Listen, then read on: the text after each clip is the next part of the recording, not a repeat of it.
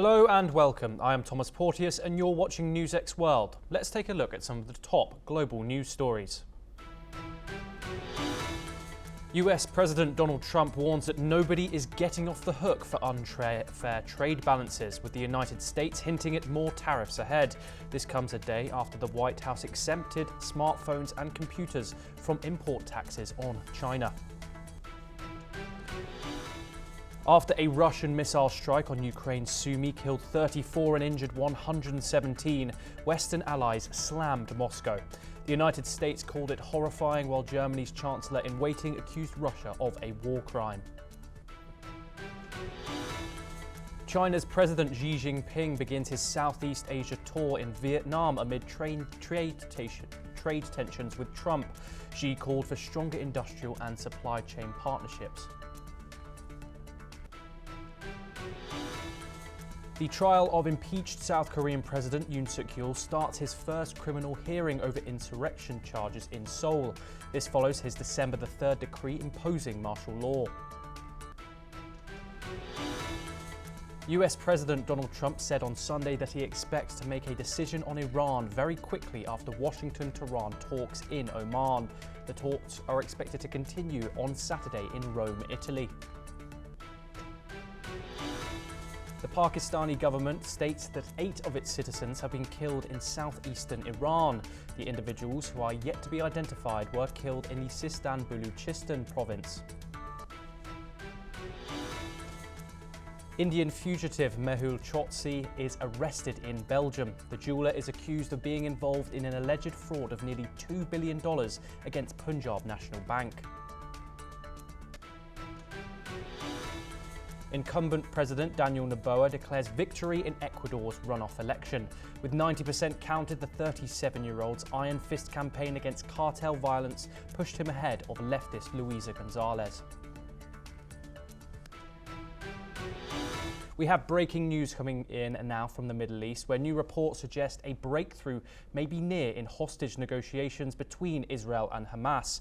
According to Saudi Arabia outlet Al Arabiya, Hamas is now willing to release more hostages under a new truce proposal. Talks had stalled over Israel's demands that 11 hostages be freed in exchange for a ceasefire. Hamas had initially offered to release only 5. But sources say a revised agreement is in the final drafting stages, with Hamas now agreeing to increase that number. Al Arabiya also reports that the United States has told Hamas it will put pressure on Israel to engage in talks aimed at ending the war. No official confirmation yet, but this could signal a critical turning point in the months-long conflict. We move to our top story today, where a wave of global condemnation is sweeping across capitals after Russia's deadly missile strike on the Ukrainian city of Sumy.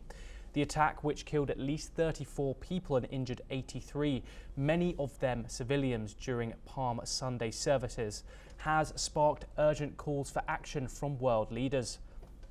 French President Emmanuel Macron condemned the strike as a blatant war crime and demanded immediate, strong measures to force a ceasefire, saying Russia alone wants to continue the war. British Prime Minister Keir Starmer called the bombing outrageous and urged an unconditional ceasefire. Germany's Friedrich Merz described it as a perfidious act, while Italy's Giorgia Meloni called the attack cowardly and horrible.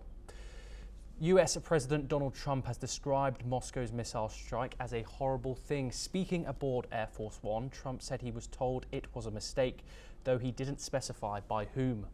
Let's take a listen to what he had to say. I think it was terrible, and I was told they made a mistake, but I think it's a horrible thing.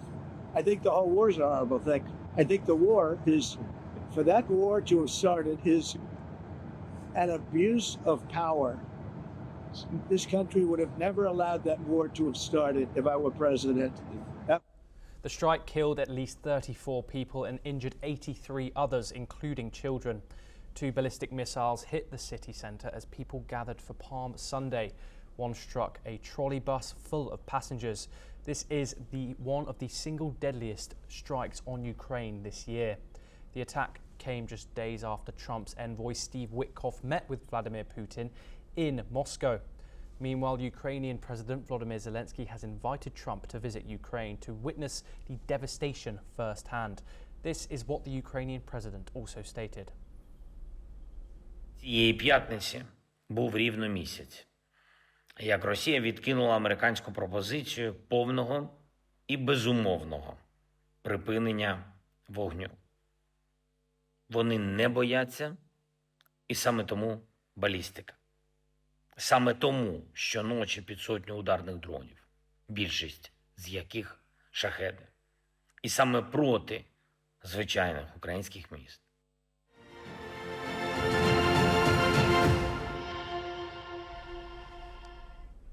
We now move to ongoing world trade tensions, where in a major escalation of the US-China trade standoff, the US President of the United States, Donald Trump, has announced he will unveil new tariff rates imposed on semiconductors within the next week. Let's listen in. That's right, but the tariffs will be in place in the not distant future because, as you know, like we did with steel, like we did with automobiles, like we did with aluminum, which are now fully on, we'll be doing that with semiconductors, with chips, and numerous other things. And that'll take place in the very near future. And it'll happen very fast. It'll all happen very fast. Do you know what rate the semiconductor tariff I'm going to be announcing it over the next week. Speaking aboard Air Force One, Trump made it clear that no country will be getting off the hook on tariffs, signalling a tougher stance ahead. This comes as China retaliates by halting exports of key rare earth minerals and magnets, which are very critical to the global electronics, auto and defense industries. These materials, now subject to tight export controls, could choke supply chains for American tech and military firms.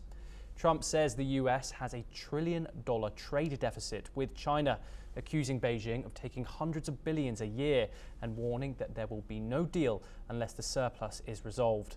Let's take a look at what he said.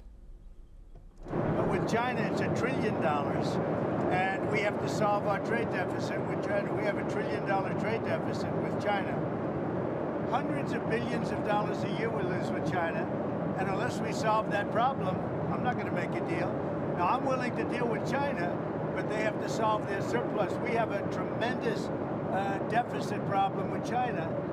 They have a surplus of at least $1 trillion a year. I think it's like $1.1 trillion. Meanwhile, China has slammed the US for what it calls tariff bullying. A top customs official says Washington's reciprocal tariffs violate World Trade Organization rules and threaten the global economic order. Listen in. 美国以各种借口宣布对包括中国在内的所有贸易伙伴滥施关税。前面讲了，这不可避免地对全球包括中美在内的贸易造成负面影响。美方所谓对等关税，颠覆现有国际经济秩序，将美国利益凌驾于国际社会公利之上，是典型的关税霸凌行为，严重违反世界贸易组织规则，严重损害以规则为基础的多边贸易。 In Europe, Trump struck a similar tone, saying the EU has taken a lot of our wealth and must pay up, not just going forward, but for the past trade imbalances too. Listen in to what he said on China and Europe. Europe's treated us very badly. We put a big tariff on Europe. They are coming to the table. They want to talk, but there's no talk unless they pay us a lot of money on a yearly basis. Number one for present, but also for past, because they've taken a lot of our wealth away, and we're not going to allow it to happen. We are joined by Dr. Satoru Nagao, fellow at the Hudson Institute, located in Tokyo, Japan. Thank you very much, Dr. Nagao, for joining us.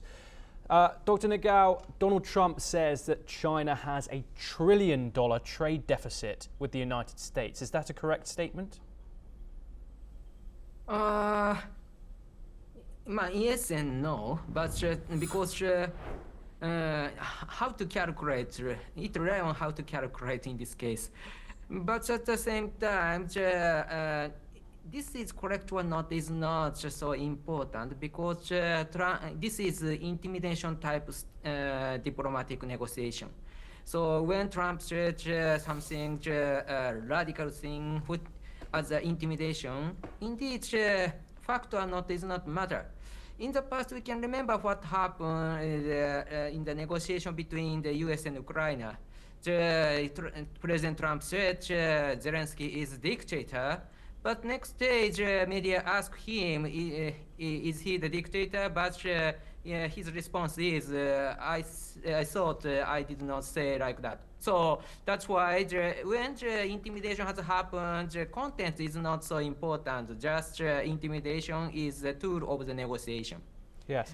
Dr. Nagao, yesterday, the day before, China, the US exempted tariffs from mobile phones and other electronics. This was kind of seen by some as a sort of olive branch slightly to China. But now Donald Trump has come back and say he wants to impose tariffs on these semiconductor chips. What significance does this have to China's industries? Economy is very complex, especially under the global free trade. So that's why which parts came from which country. The most cases we talk about China, and the rare earths, 90% of the share of the rare earths came from China. These facts indicate that when we produce something, something is related with China. So that's why how to deal with China's dominance, how to deal with US-China trade war. In this case, once President Trump imposed a high tariff to Chinese products, but after that they realized some part of the product is affect the U.S. economy, and which side will get more benefit is a little bit controversial. Yes. That's why adjusting the situation is needed. But in case of the Trump administration tried to do something very strong to negotiate with other countries. So that's why they impose tariff first. After that, they try to adjust the situation. So that is a process. So this is not meaning that Trump is the policy is not unplanned, because when we check the process in the four administration in the past, the end of the Obama and Trump first time and Biden and Trump second time, every time they try to decouple with China. So that's why this is indeed long-term process. So when the Trump-style negotiation has happened, everyone surprised, but at the same time, the course they were working is the same.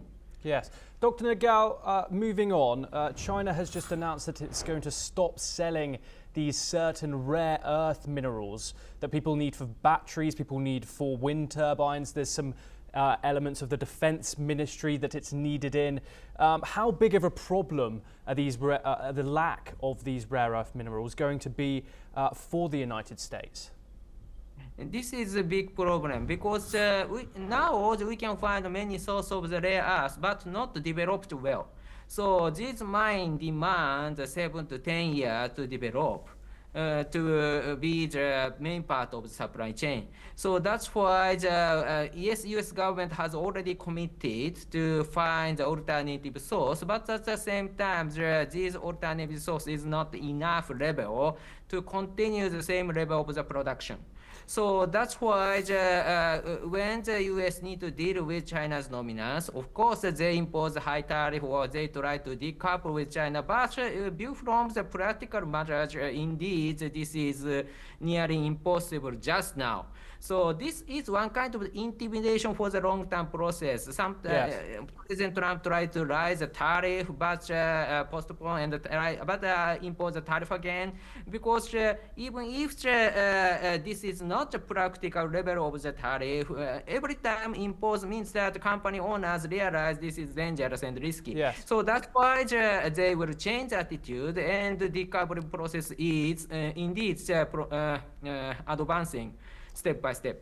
Dr. Nagao, I just want to touch on something very, very quickly because we're running out of time. But obviously, President Xi Jinping has landed in Vietnam for his tour of Southeast Asia. He will also visit Vietnam and Cambodia. These are the two places that have some of the highest reciprocal tariffs. once this 90-day period of pause is over. What's the significance of this visit from Xi Jinping in Southeast Asia and the need for strengthening bilateral relations and economic relations between China and Southeast Asian countries? Yeah, this visit is interesting. In case of the Malaysia, in case of the Cambodia, yes, it is understandable because their policy is relatively pro-China. But at the same time, in case of the Vietnam, this is interesting. Indeed, because of Vietnam fought with China for a long time in the many conflicts, so that's why indeed Chinese company try to relocate a factory from China to Vietnam to avoid U.S.-China trade war. So that's why in case of Vietnam faced something controversial place just now. View from the security, Vietnam is of course friendly with the country around China who face the China's threat. But at the same time, economy, of course, Vietnam is alternative source for the country around China. But at the same time, for Chinese company, Vietnam is also the beneficial. So that's why under the current leadership, the Vietnam try to choose the balancing policy, and that's why the Xi Jinping try to visit Vietnam to crack the relation between U.S. and Vietnam. So, that's why the country around China, including Japan, of course, India, the role is important to make the Vietnam our side. So that is, I think, important, I believe. Dr. Nagel, thank you very much for joining us. We now move over to the Indo-Pacific, where Chinese President Xi Jinping has arrived on a state visit to Vietnam. Vietnam is the first leg of Xi's three-nation Southeast Asian tour, which will also take him to Malaysia and Cambodia. This trip comes amid growing global trade tensions with the United States. Writing in a Vietnamese state newspaper, Xi warned that protectionism leads nowhere. He also said that trade wars have no winners, a clear swipe at US tariffs under President Donald Trump. Additionally, Xi also called for deeper regional cooperation. He said that China and Vietnam should work together to keep global supply chains open and defend free trade. He also touched on a sensitive issue, the maritime disputes in the South China Sea. Xi said that differences should be settled through dialogue and negotiation, and that both countries should safeguard peace in the region. Vietnam remains one of China's top trading partners in Southeast Asia, but tensions run high over Beijing's claims in the disputed South China Sea. We move to the Middle East now, where in a dramatic development, US President Donald Trump has said he expects to make a decision on Iran very quickly. This comes after high-level talks between Washington and Tehran were held in Oman over the weekend, which were described by both sides as constructive and positive. According to reports, the second round of nuclear discussions is now expected this Saturday and is said to take place in Rome. If confirmed, this marks the highest level engagement between the two countries in nearly 8 years.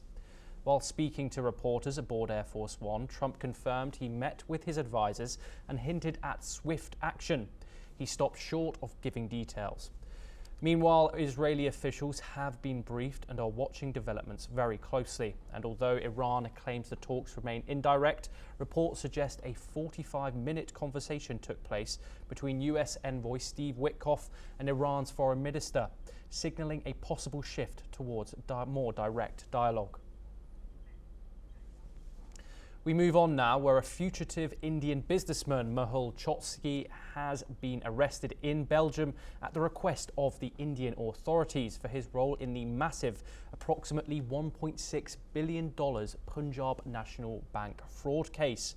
Choksky, who fled India in 2018, was wanted by the Central Bureau of Investigation and Enforcement Directorate after being accused of conspiring with PNB officials to obtain fraudulent loans. Despite facing multiple legal challenges and health claims, Choksky's detention marks a significant breakthrough. His nephew, Nirav Modi, who was also involved in the fraud, was arrested in London in 2019. Choksky's extradition to India is expected to face further legal battles, with his defence citing health reasons to oppose the move. This arrest comes after years of international pursuit, including a brief detention in Dominica and a revoked Interpol red notice.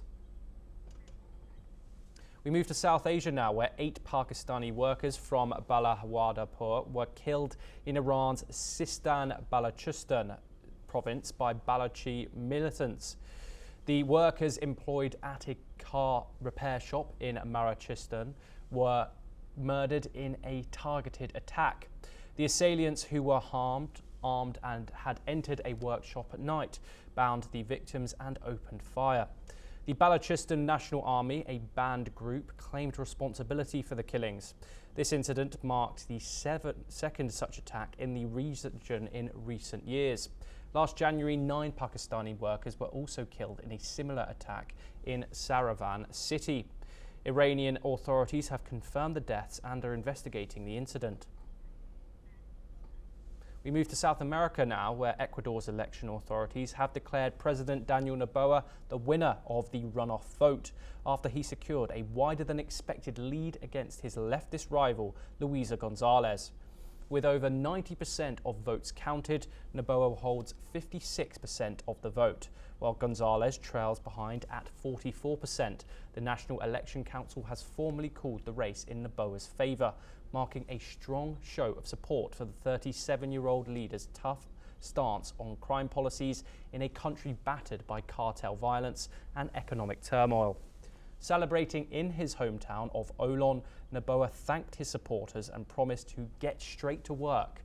However, his opponent, Luisa González, shocked by her poor performance, immediately disputed the results. González, who is seeking to become Ecuador's first women president, claimed electoral fraud, but offered no evidence to back her allegations.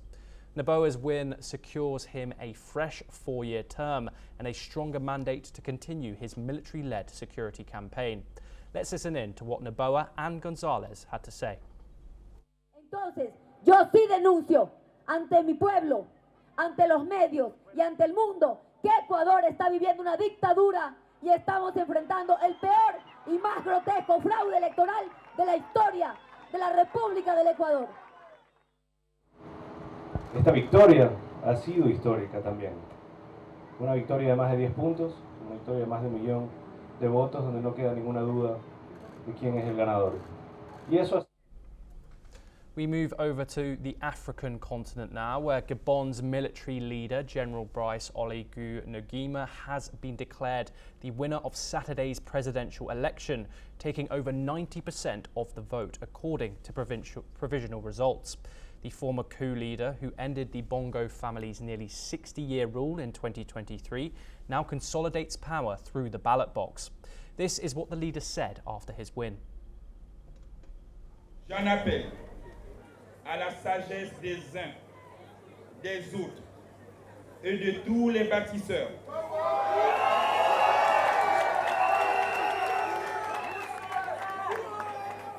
Et de tous ceux qui m'ont accordé leur suffrage.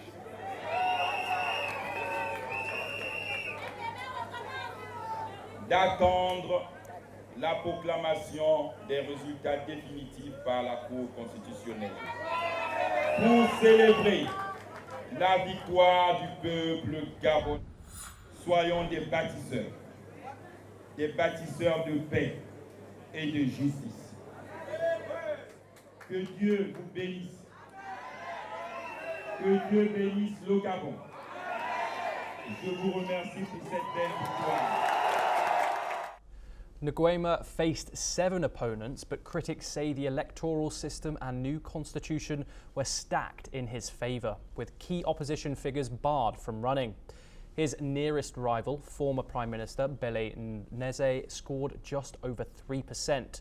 While the government praised the high turnout and peaceful voting, reports of ballot irregularities and poor organisation raised concerns. Nguema now begins a 7-year mandate, vowing to fight corruption and end the legacy of bad governance that has left over a third of Gabon's people in poverty despite its rich resources.